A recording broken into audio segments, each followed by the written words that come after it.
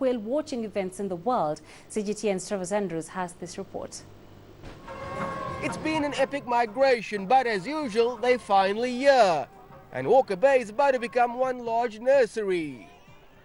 That's because southern white whales find refuge here when they give birth, preferring to raise their young in the warm, shallow depths of the bay. And this year has seen an increase in expected moms. Number has doubled compared to the other seasons ago, of which now it's more amazing this year. It's because of the orcas. It was a few orcas that they visited on this side rather than compared to the other seasons ago. Over the years, the Hermanus Whale Festival has grown into an event that attracts both locals and visitors from around the world, because sightings are all but guaranteed. This year, the bay already has a few newborns to tend with.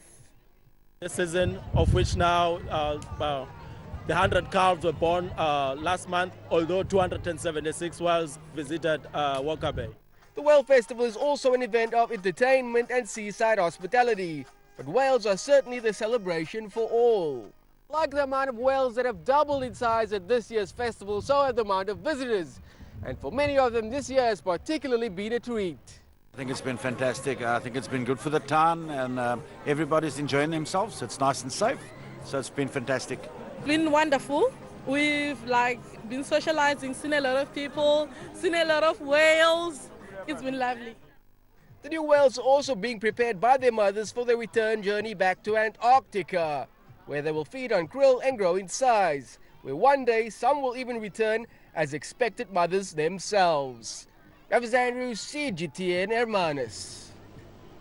And that's it for this edition of Africa Live. Remember, we love hearing from you, so send us your feedback to the details on your screens.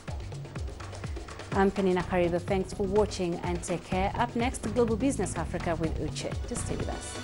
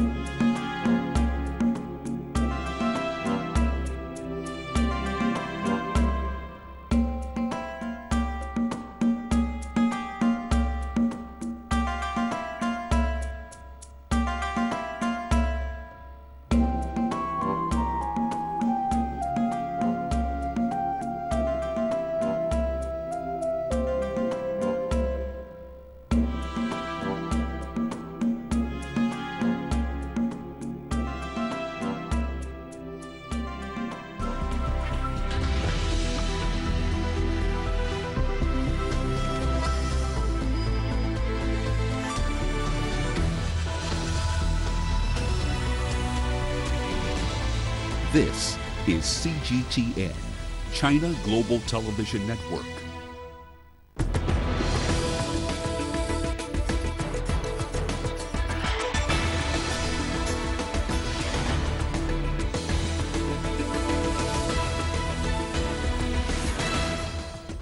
Hello Hello there and welcome to Global Business Africa. We'll be giving you insight into Africa's business and financial markets. I'm Ucheo Koronkwo coming to you from Kenya's capital, Nairobi. Let's start with a look at the markets. Now, emerging markets continue to see a slightly more subdued performance as we kick off this week. This, of course, on the back of a stronger dollar, which is reacting to expectations of a U.S. rate hike by the end of the year. Now, they're still one of the top performing asset classes of 2017 with double-digit gains in some sectors. On the continent, Nigeria's market remained closed as the country celebrates its independence. South Africa's JSE was supported by some good news globally. Most of the major indices there were up, with the dual-listed shares with big market caps leading the market higher. Now, also coming up on the show today, businessmen in the Middle East seek to bridge the rift between Israel and Palestine. And the Wharton Club of Africa Investment Summit opens in Marrakech in Morocco.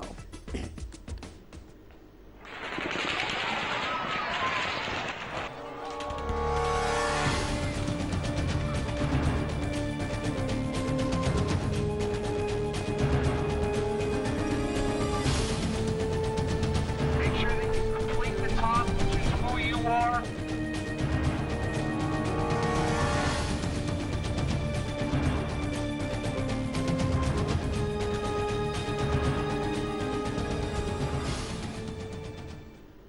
And before we bring you that news, let's get you the latest from what's being described as the deadliest mass shooting in the United States in modern history. Nearly 60 people have been killed and more than 500 injured in Las Vegas. A 64-year-old man opened fire at crowds attending an outdoor music festival. The shooter has been identified as Stephen Paddock. He reportedly killed himself before police entered his hotel room. Now, the motive for his attack remains unclear. However, there are reports that Paddock's father was previously on the FBI's most wanted list. Meanwhile, scores of people have answered the appeal for blood donations for the survivors. It's a devastating time and it's unfortunate. And, you know, we have been talking about active shooters in the past, and it's unfortunate it did occur here. But we have responded to the scene, and we're doing the best we can to provide safety for the survivors. Of course, we'll bring you updates on that within the show. But for now, moving on to some of our top stories. A group of businessmen from the Middle East and North Africa have been on a mission to try to bring peace to the volatile region. Now, most prefer to remain anonymous, but CGTN's Yasser Hakim met with one of its members and filed this report. The Palestinian-Israeli issue is seen as the main conflict in the region. For decades, the international community was unable to bring peace and create a two-state solution as per UN resolutions. We have been living this crisis for the last almost 70 years.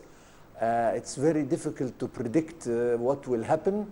First of all, we pray that a settlement takes place, but I'm sure that conditions will get extremely better all over the area. A group of 22 businessmen from the Middle East and North Africa are providing a non-governmental approach to end this dispute. It's not just the governments, and it's not just the political process, but there's also Track 2 that has been very influential in the past, but and is now even more encouraged with the acceptance of some of the Israelis and some of the Palestinians and some of the Arabs in pursuing a full-fledged regional peace initiative, in a sense, or peace plan. But most importantly, on Track 2, we always want to calculate what the real economic benefits of it for the private sector, for the youth, for growth. Primary studies estimate $1 trillion worth of economic growth in the region in 5 to 10 years once a peace deal is signed. And the group has been engaging with regional players as well as international mediators such as US President Donald Trump. But the Track 2 team is also reaching out to emerging powers like China. We would be calling out, especially on the economic part rather than the political part, especially on the Track 2 part rather than the political process, on countries such as China that have had, are having a tremendous amount of investments being put in, whether the BRICS countries or whether under the Silk Road Initiative, where they can play a very big role. With decades of sufferings in the Middle East, businessmen are trying to take matters into their own hands. Maybe they can achieve what politicians have failed to do, bring peace to their nations. Yas Hakim for CGTN, Cairo. Well, let's find out more about this group of businessmen. One of them, Ashraf Naguib, now joins us from our Cairo studios. Mr. Naguib, of course, is the Secretary General of the Asia-Egypt Business Association and, of course, the CEO of Global Trade Matters. Welcome to the studio, sir. Now, your group, which, of course, is made up of several businessmen, it basically lobbies to improve economic growth in the region through peace. So you just met in Jordan. Tell us, what was the outcome of that meeting? Thank you for having me, and it's such a pleasure to talk about something as the Palestinian-Israeli conflict in the context of actually having a open dialogue between people in trying to find a resolution to this. Now, the main principle behind this group is to take the fundamental context of the Arab Peace Initiative that has been endorsed by about 58 Arab nations, and try to see how we can do it, rather than ask ourselves or call it an impossibility. Instead, we're asking ourselves, if this was implementable, how can we quantify it? How can we make sure that there is a mutual benefit between not just the Israelis and the Palestinians, but also for the rest of the region? But our main purpose here is to foster that cooperation between the Israeli side and the Palestinian side, so we can create an overall regional peace. The President of Egypt was very adamant at the United Nations, addressing both the people of Israel and the people of Palestine, not just their leadership. And I think that's why Track 2 is now going to become extremely important, because while the diplomacy has been stagnant and will take a much longer time, I believe that interactivity, that interconnection between people that have the same goal and the same aim, and that is just for us to create peace for posterity, not for land, not for economics, and not for anything else.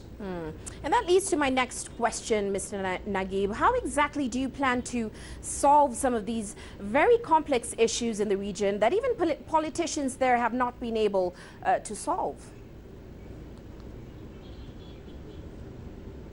Well, the politicians are the decision makers, but groups such as ourselves, we're the decision influencers, and that's the, let's say, the advantage that we have, that one, that we agree that the Arab Peace Initiative is the way forward, is two-state solution is the way forward, that economic incentives have to go beyond just being economic incentives, but true economic cooperation within the region itself.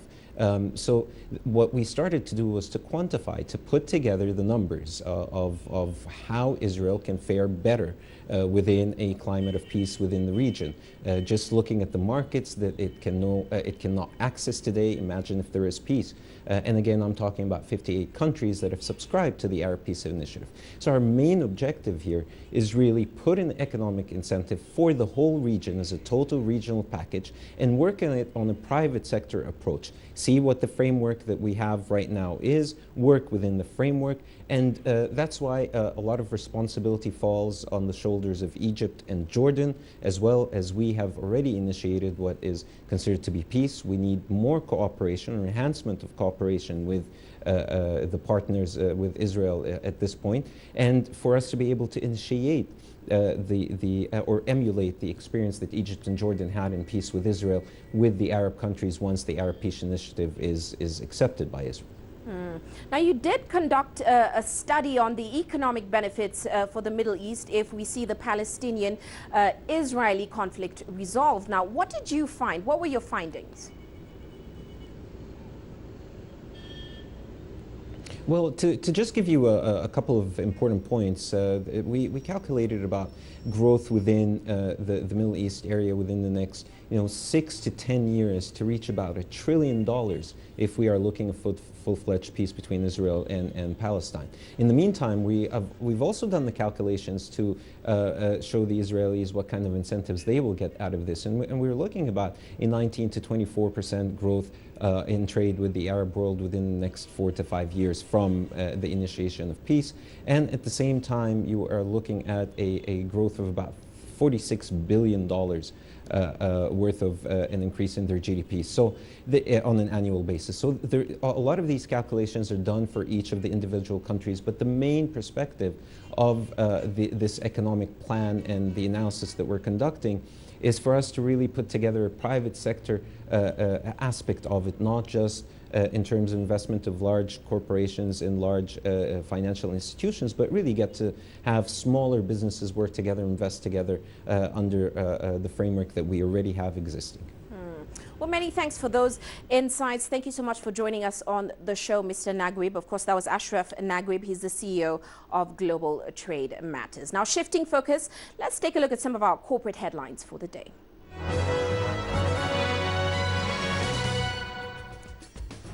And South African casino and hotel operator Sun International has reported a 19% rise in total group revenue to about $516 million for the 6 months ending June. The growth is attributed to the inclusion of its Latin America operations, as well as Sun Slots and the Times Square Casino complex in Pretoria. However, revenue generated by its South African operations has declined by about 1.9% on a comparable basis. And South Africa's Auditor General has warned it's not clear if state-owned oil company Petro SA can continue operating. The company makes up about 75% of the revenue of its parent, the Central Energy Fund. It posted a loss of over $100 million for the year to end March, and the firm's future is also threatened by the diminishing